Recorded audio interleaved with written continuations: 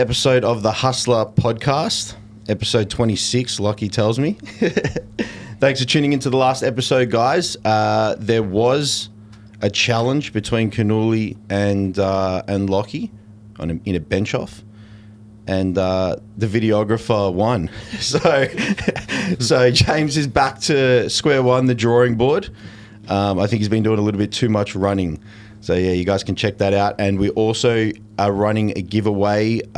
James doing a social media audit, an ads audit, which is on our Instagram page. And you can enter that by sharing any of these podcasts. We're going to run it for another week before we draw the winner.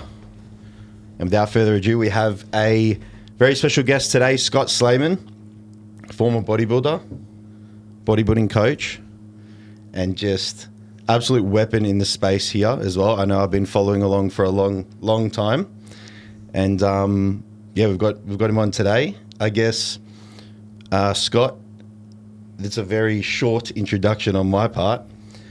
I don't know much about you. I follow you.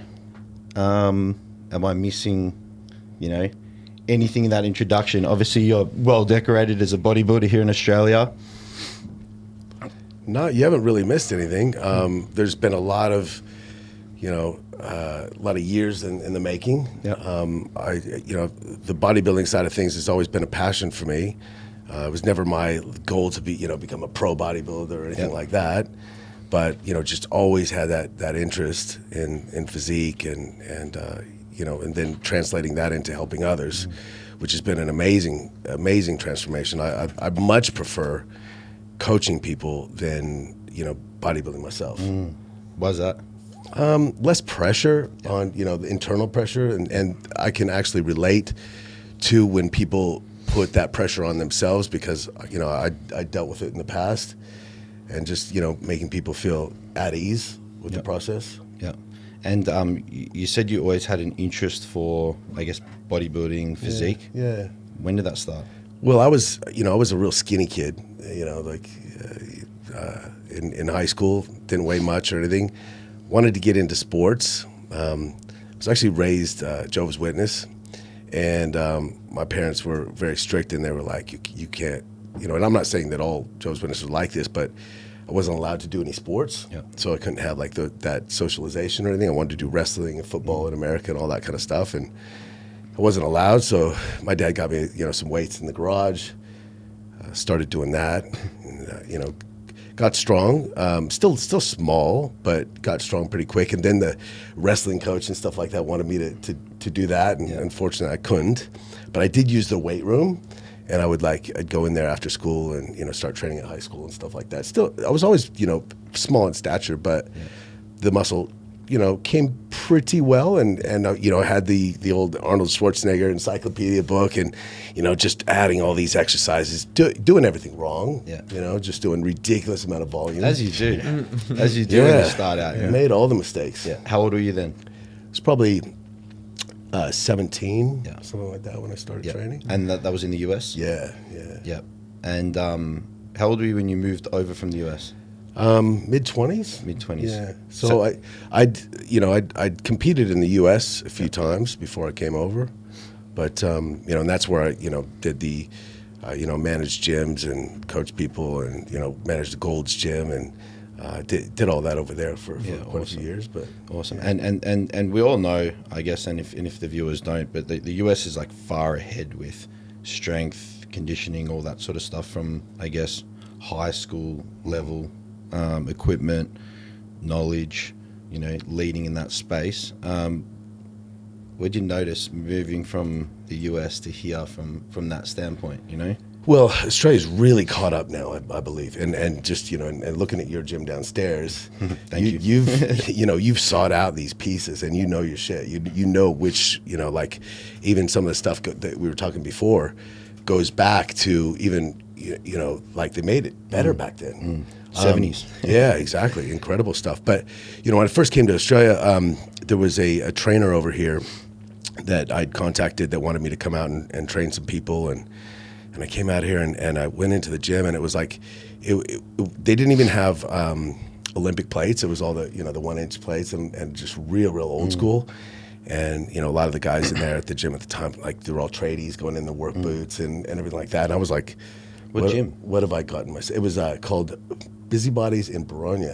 Busybodies in Bologna, yeah. Yeah, eastern suburbs. They're still going? I think so. Yeah, yeah. Dude, that's wild. Yeah. That's wild. But yeah, it was a bit of a step back in time. Yeah. It felt like. Yeah. But So you moved over here for a work opportunity to coach people? well, look, I was managing gyms over there in the States. And, you know, people think, well, you run a gym. But they go, oh, you know, you manage a gym, like you get to train all day and this, that, and the other. Well, you know, I had like, this was a big gym and there was like 60 staff. You say it was a Gold's? No, well, at that time it was a 24-hour fitness. Yep. And there were like 60 employees and it was like sales driven hard. 60 for a gym? Yeah. Yeah, Wait, is it How many including like, members? is that PTs and everything included? Yeah. Yeah, wow. Yeah. 60? Yeah, it was great. How big is the gym? I was the GM. I couldn't tell you exactly So, like, square footage and all that off the top Relative of my head. to this space here? Like, 10 times? I don't know. You know what I mean? Like just, you know. that shit big- just doesn't exist here. Big Like, we gyms. just- Well, look, all of them were different sizes, Yeah, right? yeah, There was ones, you know, this one was quite big. It had a pool and everything else like that. You know, it's quite. Oh, that's And the pressure of that, like that was probably the time where I trained the least. yeah. You know, I was working 6-7 days a week, and it was all just about sales targets. And it just, you know, and I'd lost my kind of passion for it, like for the bodybuilding side of things, because it was all about like just getting members and it was, you know, I was still training obviously myself and helping people along the way, but like, you know, and seeing this opportunity to come out here and just helping some people, I was like, all right, I kind of just did it as like a working holiday. So it was a step. I was getting paid very well in the U.S. Like at that time, this was like in the year 2000. I was making over $100,000 US a year in my 20s, like which was really good then. So I came over here to make like, I don't know, like making $20 a client, you know what I mean? Like Australian. Yeah. And so it wasn't about the money by any means. It was about like, okay, I'm done with that side of things, the you know, that almost corporate pressure. I just wanted to get away. And I came out here and this is great. I really liked it. So I wasn't planning on staying here. In fact, there was an opportunity to move back to the U.S. to open up a Gold's, and I went back there for a little bit, and I was not, came back. So I came back here, and one of the gyms that knew my experience in managing those gyms he said, come here and implement the systems here and help my gym, and I'll sponsor you to stay, because it's kind of hard for an American to get citizenship here or residency. So they sponsored me to stay in Australia and helped set up the systems and all that. And then in amongst all that, I was still doing the personal training and all that kind of stuff. And then I kind of like Australia, the party scene, the club scene is a little bit different than the U.S. Everything in the U.S., you know, generally like shuts at 2 a.m. You go home, you know. Here it doesn't. It just keeps going. I was like, you know, and you know, like I had my time when I turned 21 in the U.S. of doing, you know, going out and all this. But when I came here in the mid-20s, this was kind of new for me, and I was like, this is cool. So I got stuck into that for a little bit. So I can also relate to my clients that are still in amongst it a bit, because I did that for probably too long. You know, and I was probably one of the older guys going out doing it and not going, you know, just staying out all weekend and all that kind of stuff. So I experienced that. Still doing the bodybuilding, the fitness, all that, but obviously you don't make good progress. Yeah. You know, like once I stopped doing that, put on like 10 kilos of muscle and you know, kept going in that direction. Yeah. Did some supplement. I imported and distributed sports supplements here for a while too as well. Worked for another company and helped distribute those for a while as well, all along doing some personal training and coaching. Yeah. And when COVID hit and the distribution side of things kind of went sour, the clients that I was working with kind of on a casual basis still wanted my help. And they're like, how can you still help me? And I'd still use like some of the programs of the tracking the food and the training. And I kind of just accidentally fell into the online coaching side of things and just making that transition. Yeah. So that was kind of how that happened. And then it was just kind of word of mouth that got things. So I've been very blessed in the fact that I've never had to advertise my services or never said like, hey, come to me for coaching. Yeah. it's just been proof of Strong the brand. results and the you know, I guess people say good things, and Yeah.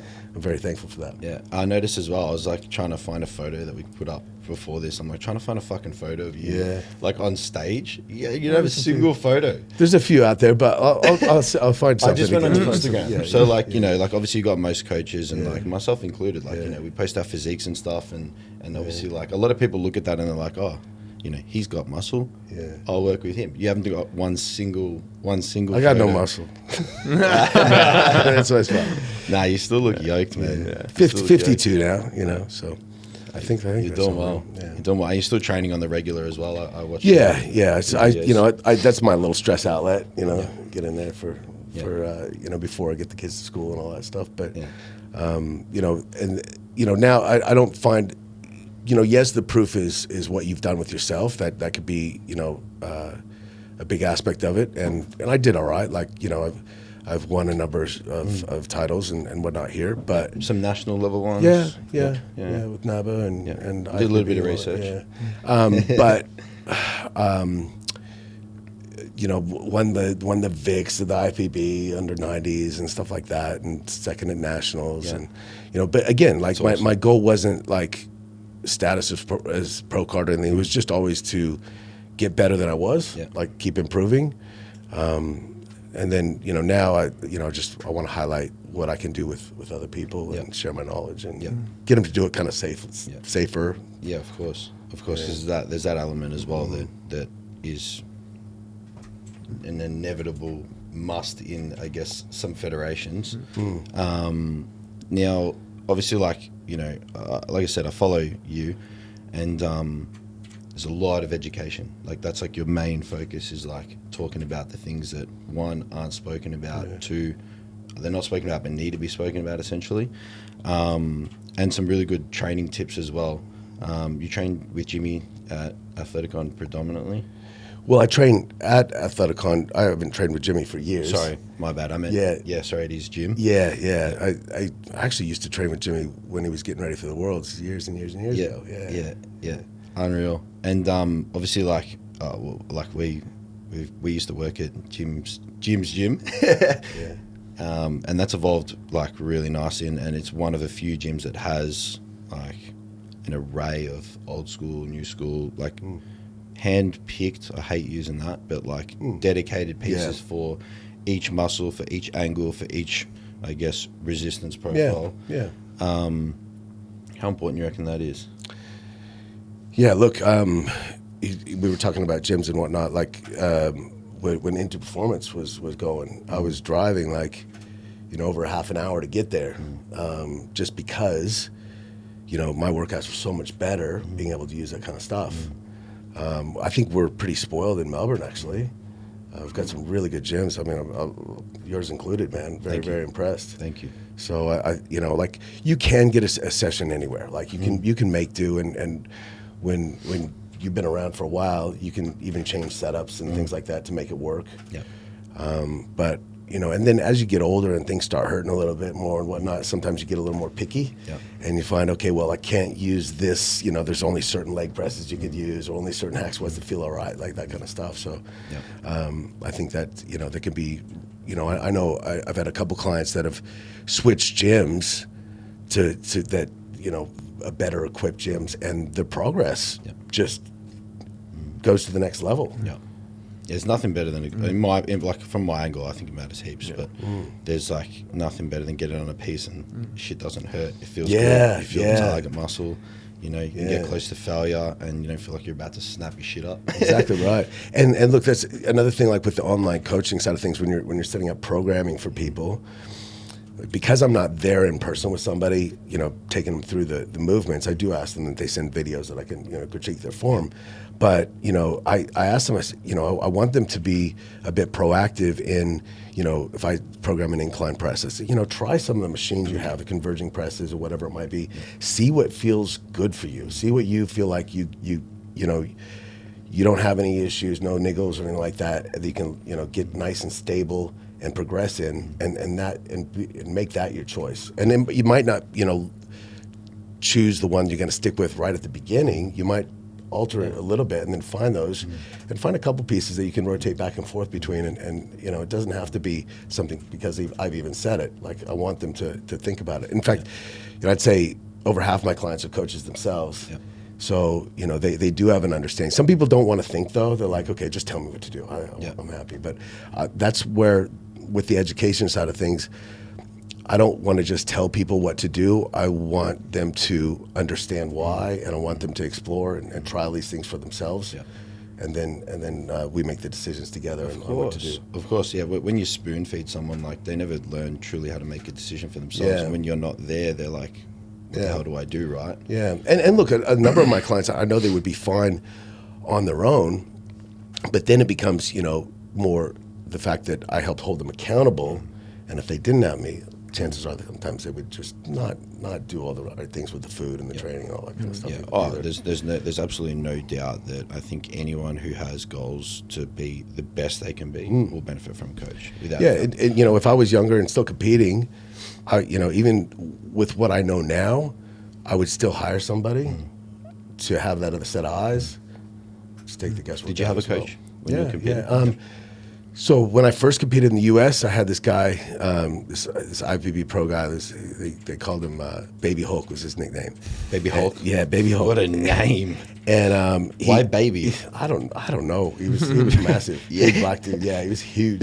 Baby Hulk. Yeah, and look, he just, you know, it was just all the, you know, fish and rice, you know, 5 times a day kind of thing. And you know, I competed naturally back then, but like I learned you know, just about structure. Yep. And following that plan. And then here, you know, Ed from Next Level. Yeah, he helped me out here. You know, I'd done some shows kind of on my own here, and then he had a look at me and said, you know, I think I could help you. And we sat down and came up with some plans and bounced ideas off each other, and he, you know, he helped me along the way, and got a lot of respect for him. You know, he was way ahead of his time with some of his ideas and things like that. Even back then. Really cool gym as well. Yeah. A lot of Next cool level. pieces. He's got some great pieces. Bunch of Strive.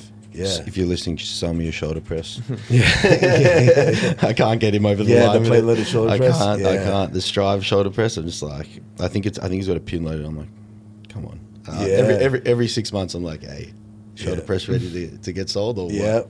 Yeah. No, he's got some great So stuff. did those coaches like help you shape how you coach people today? Or did you have other mentors, especially I guess, you know, back in the US, kind of as you were developing as a coach and then coming over here and starting your own kind of service as a coach? Like what kind of shaped your service? Well, look, you know, because, you know, I got certified back in '92. So that gives you an idea how long I've been doing this. Yeah. So you know, and I'm just a sucker for information. Like even now, I'm you know, listening to other podcasts and reading PubMed articles and dissecting all the latest stuff. So I don't feel like even you know, I'm still a student. I'm still learning.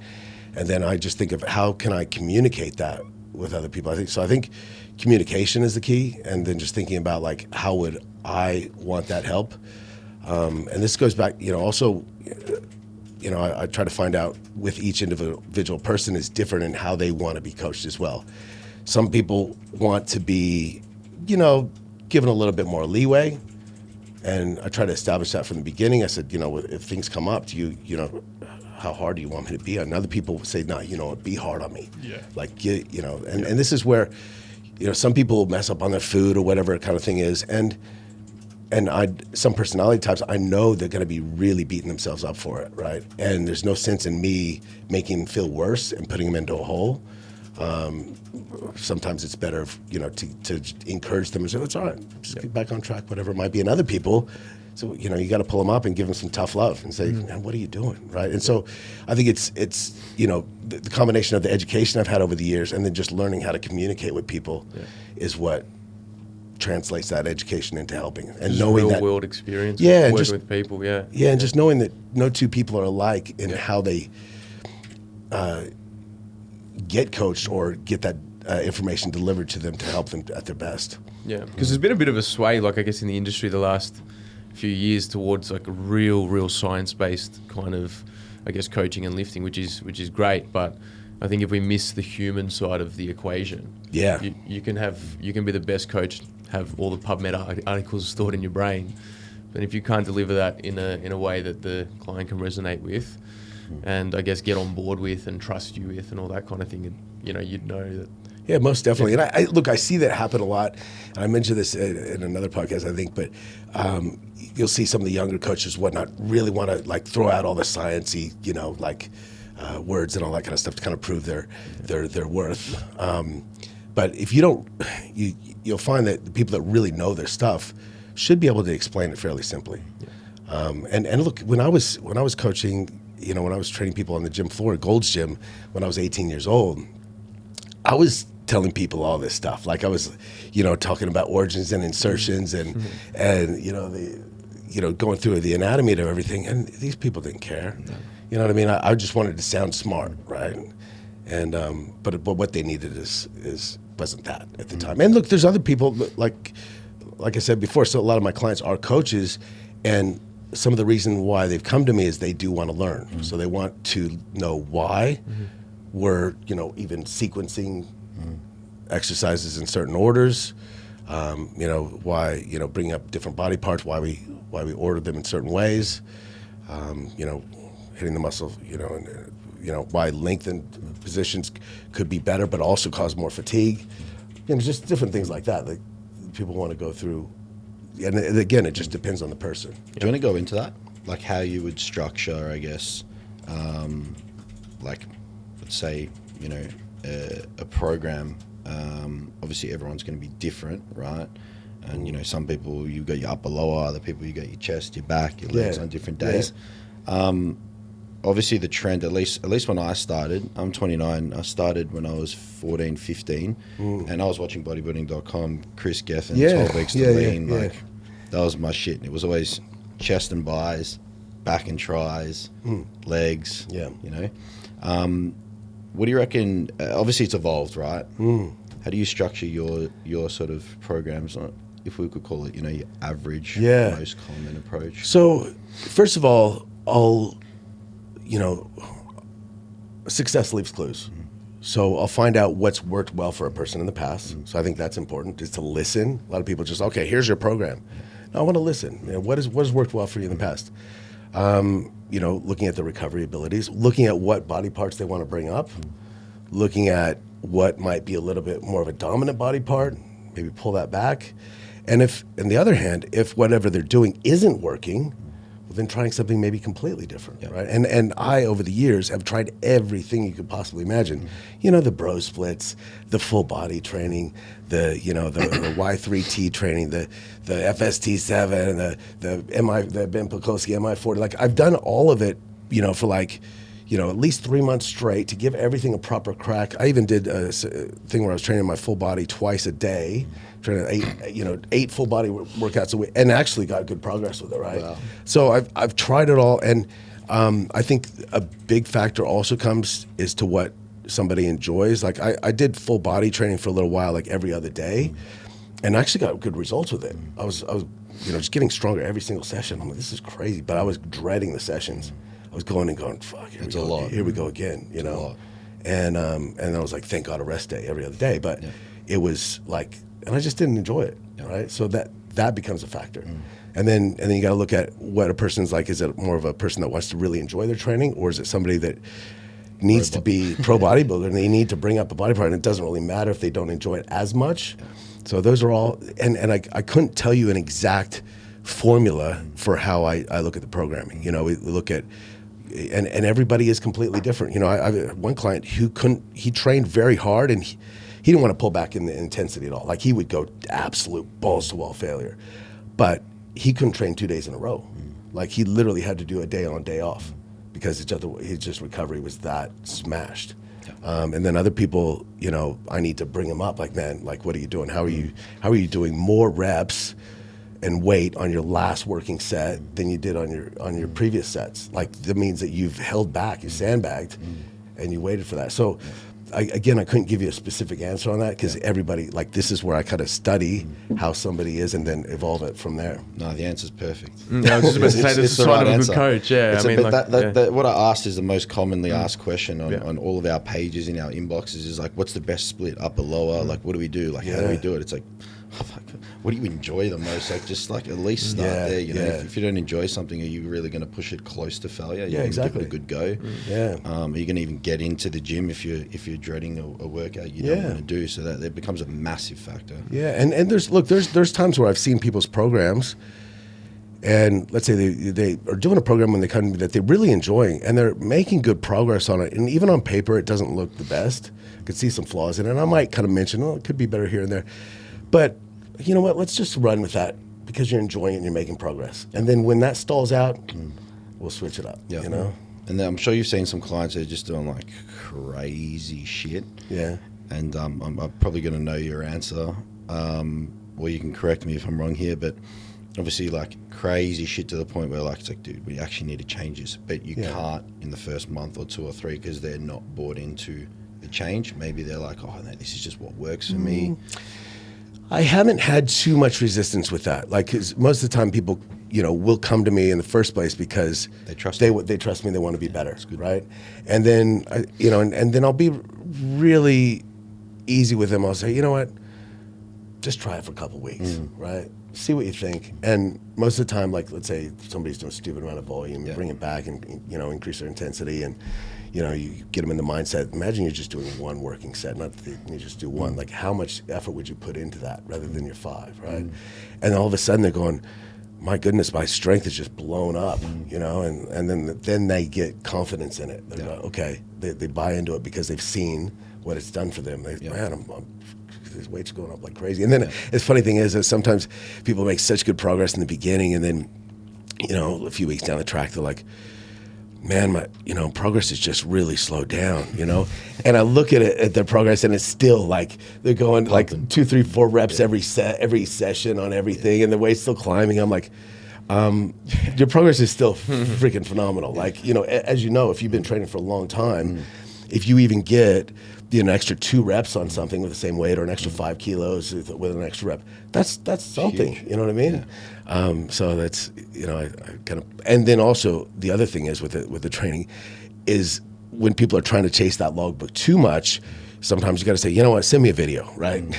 Because if they're so obsessed with getting more reps, you'll see the form breakdown. They're rushing through it. Yeah. They're showing the range of motion. They're bouncing out of the hole, whatever it might be. And okay, let's pull back. Let's reset your form. Or sometimes I'll just go, you know what? Let's scrap that exercise entirely and just go to something. And I've been guilty of this myself. You know, just trying to push, and I'm going, you know what? This is shit. What are you doing? And all right, I'm either going to swap the exercise out or just drop the ego entirely and go, you know, I'm going to reset that form. You know, pause at the bottom for 2 seconds. Just go, okay, that's my new set. That's my new standard. I feel like it's one of those things where you start and you're smashing really good form, for example, and then over time you're chasing numbers and your form starts to break down. You're like, hang on a second, this has gone too far now. Let's do, as you said, the reset. That's common. So obviously we're talking like basics here with form, training. What do you go to like basics? Range of motion. Oh, geez. For building muscle. I would say, you know, tempo is important. Yep. Tempo is very important. You know, especially that transition from the eccentric to the concentric. Yep. You know, if somebody's doing a hack squat or a pendulum or something, and they come down and they're bouncing out of the bottom, right? You know, that, you know, I just tell people, imagine you're putting on the brakes as you come down the bottom.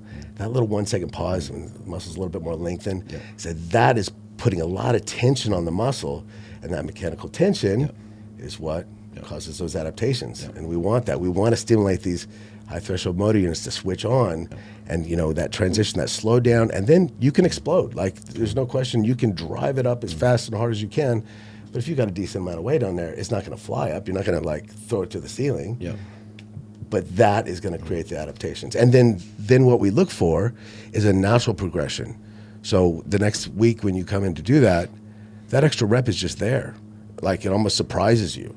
It shouldn't be like you do anything differently to get the extra rep. And that means that the recovery, the nutrition, the sleep, everything's on point. So yeah, obviously, like we don't want our tendons changing direction for us as much as we want the muscle to. And that's a little different, you know, for the hypertrophy training versus the powerlifting or strength training. Powerlifting, it's just destroy your tendons. Just move just get that moving. Spring Stretch as reflex much as you all the can. way, yeah. Squat is just if you can control it, it's just hit the bottom and try and spring out. But then with powerlifting, at least from my angle, I believe that power building is powerlifting, right? So you've got to be able to switch from your squat, your bench, your dead, and those faster, I guess, descent movements to, you know, your bodybuilding style movements that are going to build those pecs, build those tris, build those quads, build those hamstrings, and train like a bodybuilder with a pause, with a tempo, you know. So switching between the two, I think it's very important to have a bit of bodybuilder in you as a powerlifter. Yeah. You know, larger muscle, more potential for stronger muscle. Right? Yeah, definitely. Now, so obviously like tempo, little pauses, stuff like that, range of motion. Like where do you look at, I guess, ROM? Look, well, every movement's going to be a little bit different too as well. Every piece, you know, you've got some great pieces. You know, we've talked about the prime pieces, where, you know, you're going to be stronger in a lengthened position on most movements. So that's where you can actually load the weight more, and that's the beauty of having these pieces, where you can actually, you know, match that to your, you know, the resistance profile to your natural strength. So, you know, it would, again, I couldn't give you a definitive answer. It's going to probably depend on the machine and the exercise, you know. Person as well. Yeah. And then you mentioned as well, like obviously, like I think part of like what I'd love you to sort of like talk about as well is the basics in bodybuilding before what we obviously know. Most people, it's like, okay, you can always do more drugs, but like the basics are going to be the most important thing, right? So training wise, programming wise, range of motion, tempo, you know, being consistent, all that sort of stuff. Look, I'll say, like, there's been a number of times with, let's say, guys come to me and they want to start their first enhancement journey, and I'll say, all right, let's hold on, right? Let's see what everything looks like first. And when we do all those things right, they're like, wow, I'm making such good progress. And hold off for a long time sometimes. In other situations where guys are abusing stuff, you know, your body's just like toxic, right? They're not sleeping well, everything else. Pull things right back and then just fix all this other stuff up. And people are blown away with how much progress they make on such little. So they're getting more out of it. And then when you're using the least amount possible, and you hit a plateau, right? Let's say, you know, your strength progress is a little bit stalled, or you're not putting on much more muscle. You look at every aspect. So you look at the nutrition, you look at even micronutrients, electrolytes, sleep, you know, the programming, the you know, the frequency and volume. If all that's, you know, dialed in and you're still not making progress, well, then you look at the health markers and go, all right, well, is it time to increase things? And that could be relevant. But before that, fix the other stuff first before you just throw more drugs at it. And often you don't need to, and you can still use that. That's like, you know, if guys are starting off with too much too soon, then what? Where do you go? Right, then what? Then you have to stop because of health implications. And they got to cut down on the longevity by doing that. So if you can fix things on all those other aspects pre-drugs and just use that as a tool to get beyond if and when needed. And then a lot of guys are surprised, like, this is another thing, and I don't, you know, I probably won't go too into specifics with the PEDs, but, you know, once you kind of reach a, you know, certain level of milligrams or however you want to look at it, things are pushed, you know, up to a reasonable level, then people are like, okay, what's next? And chances are they're just going higher and higher. But there can be a lot said for having a time where you pull back on things, whether you want to call it blast and cruise, whatever, you know, terminology, pull back on things, take away stress, maybe at that time, maintenance calories, and you're not going to lose muscle on that if they're doing everything right. And then when things slowly start ramping up again with food and possibly PEDs, then progress starts happening again. And I think that's a better way instead of just going higher at that stage when it's already high-ish. And like, obviously, like all of us understand what stress is when you're using compounds, when you're training hard. But like stress is bluntly put, and you can correct me here because your knowledge is very good on the topic, but stress is literally spending the lifespan of your kidneys, liver, brain, heart. And so stress, which sounds like, oh yeah, stress, like it's actually truly utilizing those organs faster than they were built to be utilized. So and I don't think that the education, or at least what people understand from that side of things, is truly felt and understood that literally choosing to risk your health, at what level do you want to spend those organs? And so there have to be like periods of chilling. There has to be. And then then the question, right, is because blood work can still look okay until it's not. But you might have underlying issues. That's why I encourage people to get like an echocardiogram, you know, see if there's any left ventricular hypertrophy, look at the ejection fraction rate, look at all these kind of things, see if there's starting to have any issues. I mean, training itself is going to be a stress on your heart. And the simple basic is like blood pressure, glucose, these things like, so left ventricular hypertrophy is the left ventricle of your heart, it grows, the wall thickness thickens, and then the amount of volume that your heart can pump per beat can reduce, and that's a very common I guess side effect or outcome of you know, using enhancements that will grow all tissues. And then the easiest way to, I guess, know if you're at risk is one, you could have normal blood pressure and it could still definitely be a risk, but if you have high blood pressure and you're not checking that stuff, that's silent, you don't know it. Another one is kidneys. You know, I last year my blood work always looked fine, but then, you know, did some further research into like protein excretion and found there was a lot of protein excretion. So the filters in the kidneys weren't functioning properly. And so, you know, fortunately I was able to fix that. But, you know, if gone unchecked, that could lead to because kidneys don't repair that easily, not like liver or anything like that. Like, so if you get over that threshold, you're it's no good, man. So blood pressure is a huge one. Like that's why I get all my clients, especially enhanced, I need them to get a blood pressure monitor. And, oh yeah, my doc said blood pressure's all right. You know, like no, I want you to get a blood pressure machine. Omron's a decent brand. As a freaking minimum. As an absolute minimum. Like and I'm actually surprised some doctors, because they'll see people that are very unhealthy, will tell people with blood pressure of like, you know, low 140s, yeah, you're fine. And knowing that that the PEDs are causing that, I'm like, no, that's not okay. We do need to improve that. If the doctor knows. Yeah, exactly. That's another thing as well. And so usually like these interventions that the doctors will put in is when it's kind of a problem. Yeah, it's a real, like, but doctors basically want to keep you from dying, right? They don't, we're not talking about like a very, very long life. They're talking about like right now, right?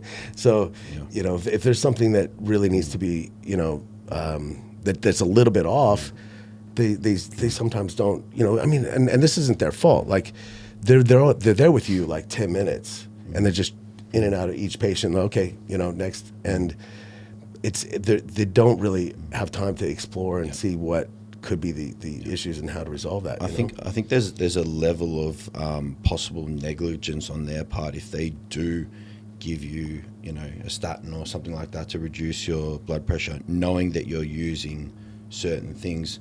I think there's a level of grey area where they're like, I don't want to be involved in maybe getting them to a point where they can continue doing that. I want to then advise them to stop. And that's like in most cases for a competitive bodybuilder, powerlifter, someone that you know, maybe not competitive but wants to look a certain way because maybe up here they just don't feel good about themselves.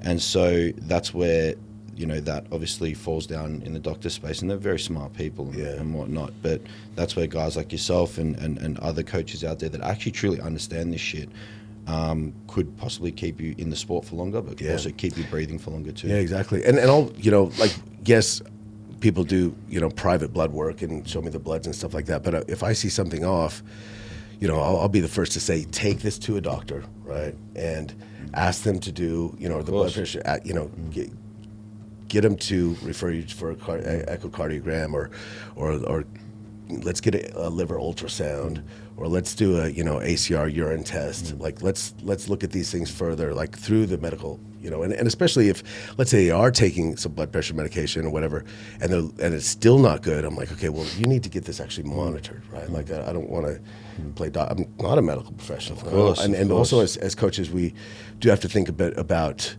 I'm always thinking, if I'm advising people on what to do. I want to make sure that I'm always on a little bit more conservative side, because I don't want anybody to get hurt. Yeah, of course. Well, there's a very simple answer. You use less or don't use anything, right? Yeah. There's always that element as well, which most people don't want to do. So then, I mean, there's bodybuilding coaches essentially have to wear the cape of I have to make sure I know my shit and do my best to look after you, because one, you don't care about yourself or your life, and two, the doctors aren't going to be endorsing this stuff. So there's also that element as well. And then there's no real space for bodybuilders in the medical scene to get that sort of advice. And so, as I was saying, a simple answer is always just use less, right? Yeah, you can always use less, and then sleep. Eat good, do all these. And there's been, first. I've had most of my clients have been really good in the fact that, okay, let's fix this, let's get this right. But there's been a few that have been, that I haven't felt comfortable. No, we're not going to keep doing what you're doing because you're down a road that's going to end badly. So it's common. Sometimes there is a bit of that. It's common. And I think, obviously we're talking about this now, and I think this is obviously part of it. It's education. It's I think people truly need to understand the consequence of the stress it brings. Yeah. So yeah, I mean, I guess part of the sport, right? It's part of the look, it is. It is. Yeah. In certain feds, right? Yeah. There's natural bodybuilding, there's natural powerlifting, and look, the guys with really good genetics, respond to less as well. And part of I guess good genetics for bodybuilding isn't just their ability to grow muscle, which is a huge factor, but it's also their resilience to the drugs. Yeah. So I've seen guys use very little and health markers just go all skewed, and I've seen other guys use a lot, and I'm just like, how is everything perfect? That's why you can't copy paste. You can't copy paste someone else's protocol. Yeah, exactly. It's completely individualized, and that's obviously the, I guess, risk of just looking online and hearing what someone who maybe doesn't care or doesn't think about what it could mean for someone else listening to their 2,000, 3,000 milligram cycle, and then obviously you got the young impressionable kids that are just got into the gym. Yeah. I'm going to start gearing. Yeah. I'm going to do this. I'm going to do that. They're still going out on the weekends. They're not sleeping. They're not eating good. They eat no fruit, no veg. They don't do bloods, no blood pressure, all that sort of stuff. And they apparently can't afford a coach. They can afford. They can afford the GH. They can afford all the gear. Yeah, and because you see, the transparency with some of these bodybuilders out there, which is good to some degree, but some of these pro bodybuilders are like, this is what I'm taking. Yeah. And then some of these young impressionable guys are like, okay, if I take that, I'll look like that. And it's, and if you don't have the genetics or the 20 years in the game, you're not going to look like that in 6 months. Yeah. And I think the most important thing to sort of understand, it's the same for powerlifting, is natural or not natural. It's a long game. You don't stack 10, 15 kilos of muscle and in 2-3 years. It just doesn't happen. You got to stay healthy for the long run. Yeah. To be a good bodybuilder, and most good bodybuilders aren't peaking until their late 20s, early 30s, right? Yeah. And so you want to make it there. Yeah, exactly right. The first 5 years, if you're just straight on, it's like, okay, you're spending some organ right now. You're utilizing, organ's lifespan, right? Yeah, exactly. And like I said before, then if you're just blasting from the right out the gate, you create a set point for yourself that's really high. And you stop seeing progress, well, then what? Oh, let's up the migs, up the milligrams, right? And, again, like you said, it works. It works until it doesn't. Yeah. And then you've got this whole thing of your whole identity as a bodybuilder or whatever it is, and then you have to stop. And so Yeah. Yeah, that's a big one too. I mean, people get too identify.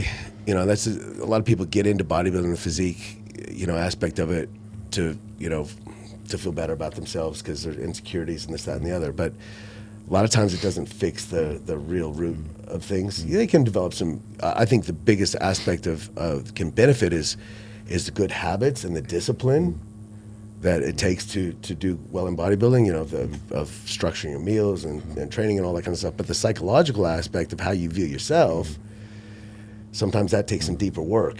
And just that physique in the mirror doesn't change that. So you got to kind of disassociate this with who you are. Look, I want to ask you how, because bodybuilding, you're judged on how you look, right? So, and you got to judge yourself on how you look. Your coach has to judge you on how you look. Yeah. Your coach has to be like, shoulders need to come up. Yeah. How the hell do you sort of navigate? Yeah. And look, I know some guys that are, didn't like sending the photos to me even, or some guys that didn't like jumping on the scale. Right. And that's some real, and I can identify with, part of the reason why I got into training, being a real skinny kid, was that. And, and then as also I'm dealing with it now, as 52, your body doesn't look the same as it does when you're in your 20s. The shape changes and whatnot. Yeah, I'm strong, a decent amount of muscle and look better than most guys my age, but that doesn't look the same as it does in your 30s and that, right? So, learning to kind of realize that who you are as a person isn't this meat suit, right? It's a project, and enjoy the project. Say, I'm not my body, right? We're not even our thoughts. I don't want to get into all that, but if you can just realize that, look at it as if you're watching somebody else. And this is why I really like being a coach, because I can do that with other people without being attached to it. And then I've learned to do that with myself.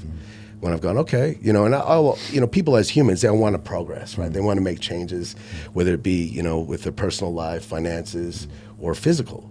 So as a coach, really all we're doing is helping people make progress, whether it be they're putting on more muscle, or they're getting lean, or getting to the stage and making that progress. And when you make that progress, you can create some self-worth, look, I did that. But it's also just as much as creating something. I drew that picture, or I do that. If you can disassociate and say, okay, that's like a painting I did, and you look at your body as that painting rather than, oh, I'm this, I'm that. Although, yes, at a judging table, they're saying your shoulders are shit or whatever it is, right? Yeah. And you've got to not take that on board as who you are. And that's tough. That is tough, but it's all about detachment and being able to observe things from a third party almost. And so, I mean, at least from my angle, and I'd love to hear your thoughts as well, but most of us, myself included, we started out because we wanted to look different to how we did look, which is, I guess, not the healthiest why. But over time, for me at least, that's changed. And so, I think, at least from my angle, and if people out there are struggling with it, there's psychologists out there, highly recommend, go speak to a psychologist, find out a healthy reason why, and then maybe some hobbies as well that aren't just bodybuilding too could help as well. What other things have you found to sort of, because it's common, right? Yeah, bodybuilding extremely common. And this is, I can tell with people's check-ins with me, whether this is kind of an issue of how they kind of communicate how they've been doing. Some people are just real hard on themselves. They just don't feel like it's ever good enough. Other people, the opposite. Man, I'm loving this. I'm seeing this best I've ever felt, best I've ever looked.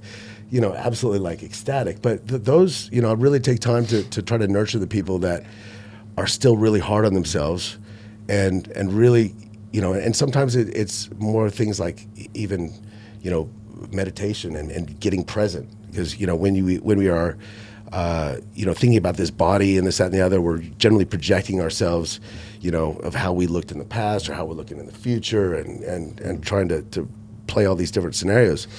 But if we are able to go fully into present state, and we call it mindfulness, or however you want to call it, whether it takes doing some breathing or meditations along the way, we really don't have any problems in that state, right? So if we get rid of all those distractions, that brain, stop thinking, we're usually okay. Yeah. Love it. And how do you sort of manage someone that comes in and wants progress faster than is one humanly possible or that they're ready for? Yeah, I see that a lot. And look, sometimes I just break it down to, so using some logic, because a lot of guys want to be, they come in 80 kilos and they want to get a lot leaner and be, 100 kilos by the end of the year, right? So we're talking about like losing 5 kilos of fat and putting on like 15, 20 kilos. I'm like, all right, let's back that out, right? Yeah. So. How long do you reckon that actually takes? I say, like, look at a piece of meat, right? Look at a steak. Look at an eye fillet steak, like a 300-gram piece of steak. Like, that's a decent amount of muscle. Like, if you can put that on, like, in a month, that's actually pretty good, right? That, take all those fibers, put it everywhere, just slowly add that up. And what's that going to be? That, at most, maybe that's going to be 100 grams a week, right? So you might see 100 grams of lean muscle tissue, even doing everything right, a week. Over the course of a year, that's like 5 kilos. And that's actually good. If you see a bodybuilder, that's phenomenal. Add 5 kilos of stage weight from year to year. That's phenomenal. That's fantastic. I mean, you got to take into consideration even the time dieting and all that, where they're probably not going to put on a whole lot of muscle. And then just back that out. Okay, well, how much weight do we need to put on each week? So if you're putting on a kilo every week and you're only putting on 100 grams of muscle tissue, how much of that 900 grams? What's the rest, right? How long you got to cut for? Sure, that's going to be some, some glycogen, some fluid, little food volume, but that might be a lot of fat. So we need to have that gain come really slowly, and we're going to watch your strength. And that strength might be just an extra rep. It might be an extra 1.25 kilo, little washers on the end of the wing, plus an extra rep. If we watch that strength go up and we watch your weight climb maybe 300 grams a week on average, and you're getting stronger, then that is a good result, and that's realistic. And in time, you're going to have that steak all over you. Yep. Think about putting all those little 300 grams. I feel it's all over your body in that year, right? Yeah. And okay, that makes sense. So sometimes you have to kind of put an analogy there and like get them to have that light bulb moment and going, all right, yeah, that's more realistic. Do I want to be cutting an extra 10 kilos at the hardest time of a prep, I guess? Yeah. And I guess that's been the movement as well, at least from what I've seen. It's like it used to be, if you're not eating 6,000 calories, you're not eating enough. And it's like you go eat 6,000 calories. You gain fucking kilo and a half a week. What kind of weight are you gaining is the question. Yeah. Quality tissue. And the problem also is the dramatic comparisons that we see on social media, which aren't necessarily legitimate. Yeah. Like, yes, there are some genetic outliers out there, the guys that make some phenomenal progress, but we don't really know their story. They might have, stopped training for ages and then come back and just have elite genetics.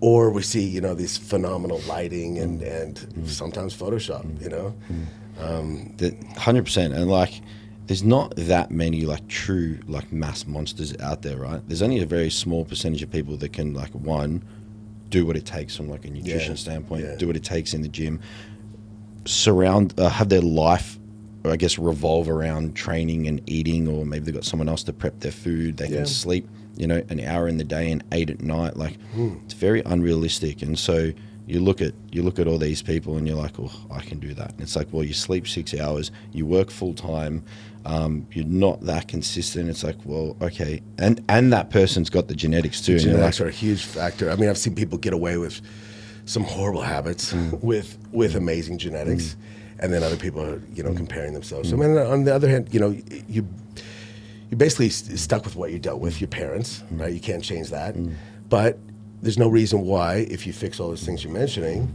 that you can't still steadily see progress. And this is where I just dial back to, just keep comparing yourself to you, right? And this is where sometimes people are like, oh, I don't know if I'm seeing progress. And then I might show them some pictures from, I do comparison pictures usually weekly, but then I'll go, okay, well, let's look at some comparison pictures from 3 months ago. And they're like, whoa, damn, I've come a long ways. Yes, you have, all right? You don't necessarily see it every week, especially you see it in the mirror every day.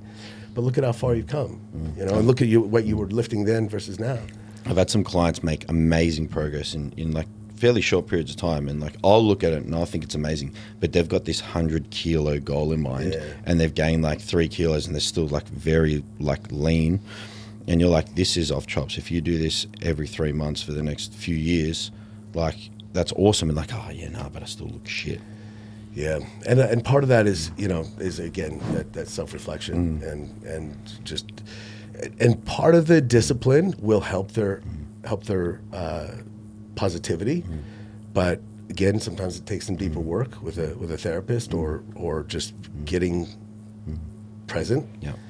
A lot of the time, like at least we think, and I've seen the other side of it as well, that the guys at the top are doing everything that they need to do, and in some cases they are, in some cases they're not, and in some cases you've got, the average Joe Blow just absolutely crushing some of the pros and how they do it from a nutrition, sleep. Yeah. What's your experience with that? Yeah, look, I've seen that firsthand with some guys, like I said, that have amazing genetics and could do things a lot better and still make incredible progress. And then I see other guys that, they're tradie, they're still, they're still sleeping, recovering, all right, but they, want to get in shape to go to Bali, right? And they are doing everything right, and they still make some great progress. But I think, man, if I could put their mindset into that person with elite genetics, you'd have Mr. Olympia, easily. Yeah. So it's hard, and that's where the top of the top is. It's the genetics plus the discipline, combined. So yeah, I'm even just then, going to quickly interrupt. Yeah. I've got to jump out. I've got a client. So, Scotty, nice to meet you. Done. Thanks so much. Thank you. And then, I think you'll agree with this as well. Like, I've seen a lot of, I guess, we won't name them, but like the pros, like we're talking like on the Olympia stage. Yeah. And you look at their training and you look at some of the shit they're doing, you're like, what the hell? Well, look, when I used to import, distribute supplements, work for supplement companies, whatever, we sponsored a lot of pro athletes, and sometimes I'd pick them up from the airport, go take them to training, feed them, all this stuff, and I'd be like, yeah, they're going to tell me all the secrets, right? I'm going to find out what the secrets are. Yeah. And then I'm asking them all these questions, and I'm going, they got no idea. Yeah. Right? And I'm asking them about even different peds and this, that, and the other, and I'm like, just put my GH and my insulin together. I don't know. I just shoot it. And I'm like, what about these peptides? This, I don't never heard of it, right? Like, and just going, wow, this is, they are at and I've been, I've presented medals on the Olympia stage. I've been with, Charles Lothian backstage at the Olympia, photographing the Olympians, and I've seen these guys, and I'm just like, it is another level. It is absolutely another level. And I can spot, some elite genetics, but people ask me, do I have the genetics? I'm like, if you've been training for 5 years and this, that, and the other, and you're asking if you've got, those kind of genetics, you probably know. Yeah. Right. If you've been doing things well. If you've been doing stuff, things pretty well, like to be one of those very elite, like top bodybuilders, you're gonna probably It's already a know tough about pill it. to swallow for a lot of people. Yeah, because some people just really just have so much passion for it, and like and just doing everything right, but the progress is a lot slower. It still happens, but it's not just crazy. And this goes down to even the response to they talk about hyper responders to the peds. There's even that aspect of it. Yeah. And there's some of like the really, really well-known pros as well that we see, and I've watched a lot of their YouTube videos as well, and they've got their wife is cooking them food. They can have that 2-hour nap in the middle of the day. Yeah. They can have another nap later in the day. Yeah. They can train for 3 hours. Everything's prepared for them. It's just it's not reality really for most. Yeah, look, I think that helps, but I think even a person, even a tradie, even a person working, an office job or whatever, if they plan enough, if they plan ahead enough, they can do everything required. I don't doubt that at all. I mean, yes, those kind of things help, but I don't think it makes a big of a difference as the genetics themselves. Yeah. The pros are truly, truly gifted. And the more that I guess look into it and learn as well, it's like the genetics of almost everything, depending on the level you want to go to, but the genetics are pretty much everything. The more I see some of these big names doing dumb shit, and I'm just like... Well, look, I mean, but look at some of these top pros. look at where they were even naturally. You know, look at Keon, 212. Like Even he did amazing naturally. It looked, and I always spotted him going, this guy, if he gets in shape, he's going to be absolute freak, and he is like insane. Yeah, look at Ronnie competed naturally, and then when he actually went on, Kai Green, same thing. Naturally, blew everybody away. Everybody's accusing him of taking stuff. And then when they actually do take stuff, yeah. There's that Freak extra 20 now. kilos. Yeah. It's wild. Yeah. It's absolutely crazy. And the sport is very interesting for me. Like it's sort of, not that I was ever a bodybuilder, but I was always training like a bodybuilder before powerlifting. Yeah. And it's been very, very, very interesting, you know, just to, I guess, one, watch the industry evolve, but two, just look at how unhealthy it can be, you know, and how unhealthily driven people can have to, maybe don't have to, but are. It's wild. Yeah. You know? And look, I think back to even when I was competing, I wasn't getting blood work done. I wasn't, I wasn't doing anything stupid, like crazy amounts of anything, but I wasn't, looking at these things. I think now there is, it's a pro and a con. There's a lot more transparency, and people are talking about these, big cycles and this, that, and the other. It becomes a little bit more of a norm. Do you think it helps?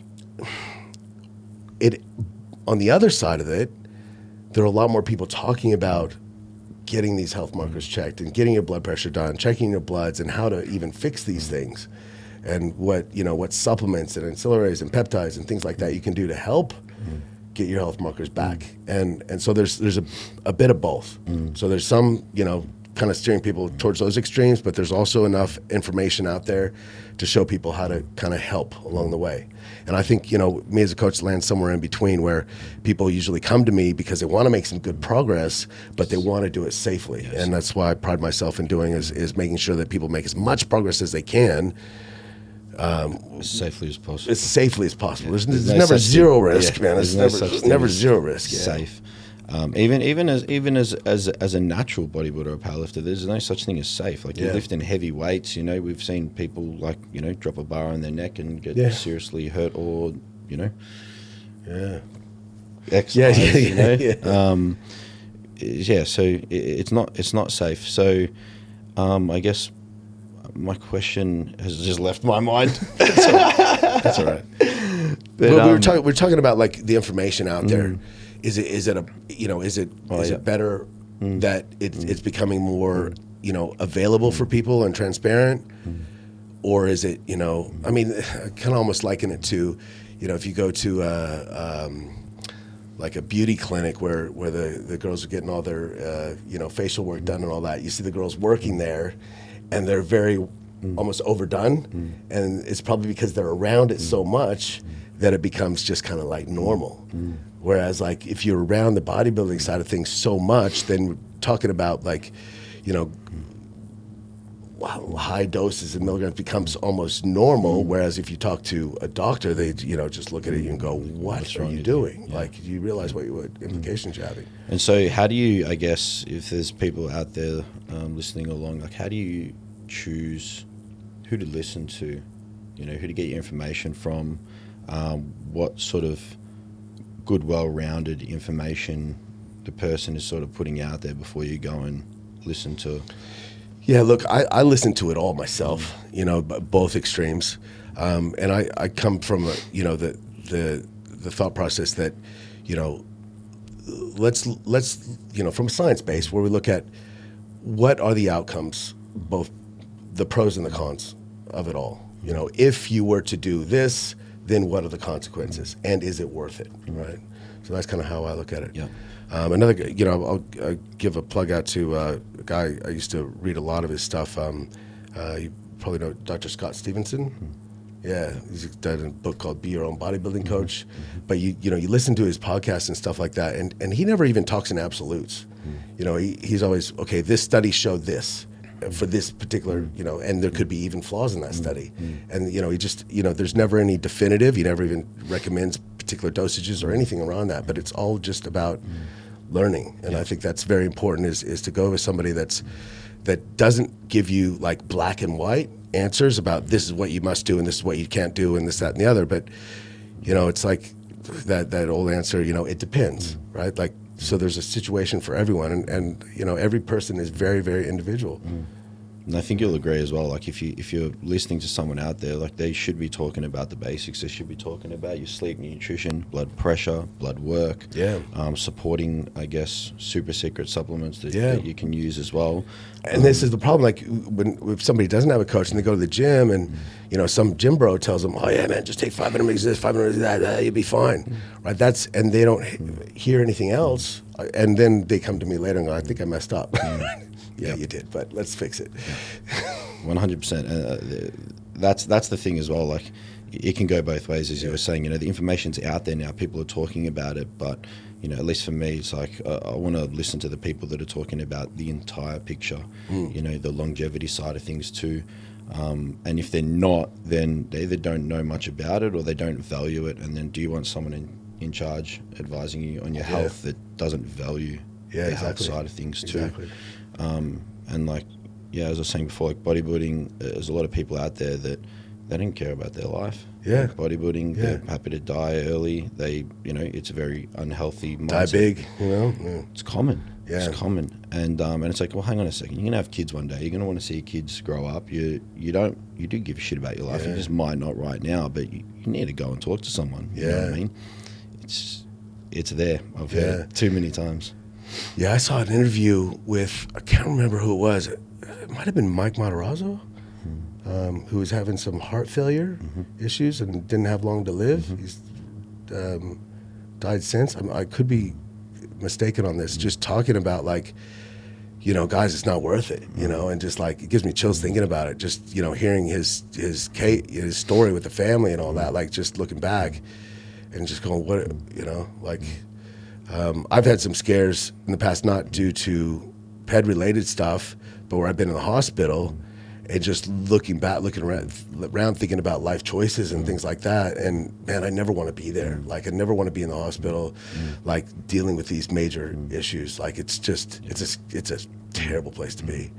Yeah. And you mentioned, like, obviously meditation, it doesn't work for me, but you mentioned that as well. And like, obviously being present is part of that, just like looking into the future and actually truly looking at, like, what do you want to be in life? Like, do you want to be a father? Like, is that part of, I guess, the mindful side of? Well, look, when I mentioned meditation, that could be a number of things. Like, I think, you know, do you like getting outside and outdoors at all or anything?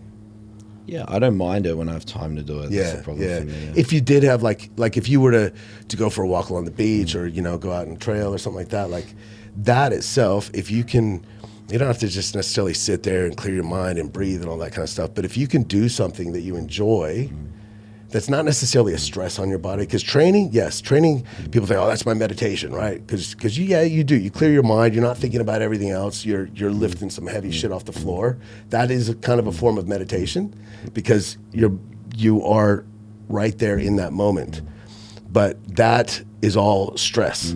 So if you can find something that is more parasympathetic, right? That relaxation side of things, where you can be present as well, like ideally outdoors, where you're just taking everything in. You're going, look at the sun, feel the sun on my face, feel the you know, you talk about grounding or earthling, get your feet on the ground, feel the grass, and if you can just like be there, even listen to some music in headphones, this is a good tune, right? That can be good for the soul. That can be healing right there. You know, that could be your meditation. You don't have to just sit still and you know. Yeah, I can't sit still. No, but you can go for a walk outside with your feet on the grass. Ping pong for me. But still, this is stress. Yeah, find something that nurtures that parasympathetic. You know what I mean? So it's not just, you know, go. I love cars too, but it's not just, you know, it's where you can, you know, have the long, slow exhales and stuff like that. That just recharges you. That's yin and yang. You need to work on. You need to make some time to do that. You know, I do too, man. Like, I'm in front of my laptop nonstop, and I need to, you know, go for a little bike ride, go down to the beach, you know, and just like jump in the water. You know, even just 5 minutes, come back, and it just absolutely changes my state. Yep, love it. Well, we've cracked the hour. All right, cool. It's been a good podcast. That was awesome. Really good. Obviously, to be honest with you, just getting to know you as well, and your story and how you view things. And I really respect you as a coach, and it's just been great to sort of hear your side of things and the healthier side of what you bring to the bodybuilding community, which is good. I think the holistic focus is really nice. Yeah, because I always tell people where the mind goes, the body follows. Like you can push all the drugs and the training and all that just hard, but you'll hit a wall at some stage. So you need to look at those other aspects. And look, yes, there's a lot of supplements and herbs and things like that you can take alongside things to help with not only your health markers but also your mental state. I'd say most of the supplements I take these days are probably not so much bodybuilding supplements, but they're more for my mind and more the healing side of things. That's awesome. Yeah, it's awesome. That's awesome. And we'll have to get you on for another one to go deep into. You mentioned as well, we'll have to do another one at some point in the future, but you said it was a conversation for another day. It was more of like the think deep, we're not our thoughts, all that sort of stuff. SUPs, all that. I reckon that's you have to, because there's been times where I've just gone, you know what? Screw this bodybuilding stuff, because I'll sometimes go to these fitness expos or shows and all that, and all the egos around and the vibes and everybody's walking around and it's not all that, right? You do have some good camaraderie and man, you've made it here, but you get a bit of both, right? And sometimes it affects me. I get that, I'm very pick up on energy, and I'm like, what? There's more to it, right? So I try to bring that aspect into people a little bit. I love it. I absolutely love that. Because I have to myself. Yeah, it's good. I think everyone should as well. If you got a massive ego out there, then you might need to just. I did ayahuasca a number of years ago. Yeah, that definitely is a life-changing experience. Really? That'll put you on that. Scares the shit out of me. Yeah, you have to get rid of everybody ego, man. It's full on. Wow. Yeah. Well. Thank you for jumping on, man. All right, thank you. Thank you. It's been a great chat. For the viewers and listeners out there, where can they find you? Probably Instagram, Scott Slaman, at Scott Slaman. Yep. SLAMAN. Correct. And do you have a website or anything like that? Look, I have this like a... No. Link tree or something? Well, no, I don't. But look, I had this website... where I put about 40 educational videos in there, right? And I thought, okay, well, I'll do the subscription basis thing. And I put that out there, and I put a community section in there and all that kind of stuff. But trying to get people on there, it was $60 a month, was a lot harder to get him versus getting him to just come on to full on coaching. Yep. So I stopped promoting that. Yeah. All right. So Instagram, Scott Slaman. Yep.